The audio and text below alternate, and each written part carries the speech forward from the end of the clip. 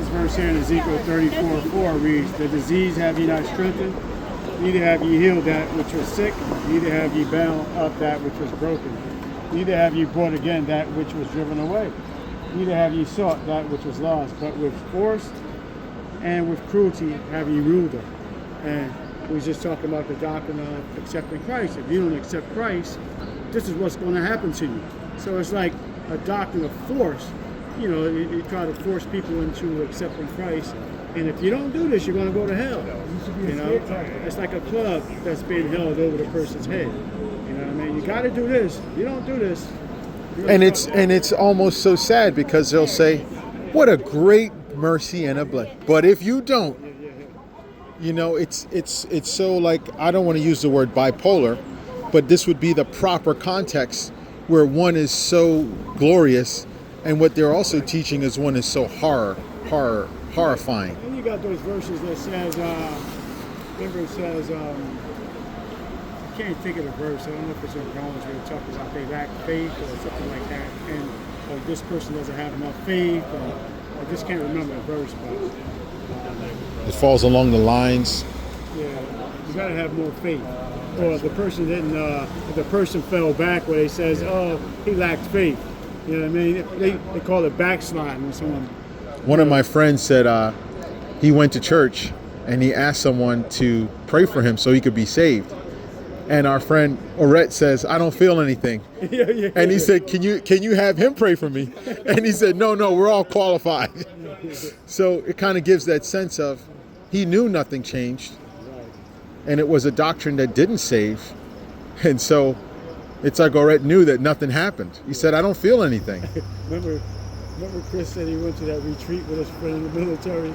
He said they dumped him down in the water. And, "How do you feel?" Chris says, "I don't feel anything." No, it takes a little time. So sadly, man, I mean, it's just sad that you know, people lack understanding on the Bible. It's really sad. You know, it's not really. They die without knowledge. Yeah. Not, I mean, we laugh a little bit about it, but it's not really a laughing matter. It's really sad for the gospel perspective. Heaps upon heaps. Yeah, it really is. Well, at least we thank God that there is a remnant, and those who have the truth, they are going to rejoice. And we rejoice in truth. And in judgment, remembering mercy. Numbers, you know. That's right. People ask me, "Well, how many people was at your study?" Or, you know, and if you say, "Oh, it was only a handful," they kind of say, they don't have the truth. And that's another thing you're saying. Now that people know the door is shut, here comes the masses of people. The masses of people, like you were saying, transforming themselves as they're starting to recognize. Striving to enter in. People can see there's a drastic change in the way the world has been functioning. I mean, I've heard people say, "Man, what's going on?" You know, and they can see in a physical sense, but when you start explaining to them what's really happening according to the Bible, they don't really want to hear that. Right. They don't want to have that conclusion because that would mean that there's an angry God out there that's judging the world. So they'll see calamities happening. You know, they refer to these calamities as Mother Nature. Well, we can't say God is doing that like the Bible says.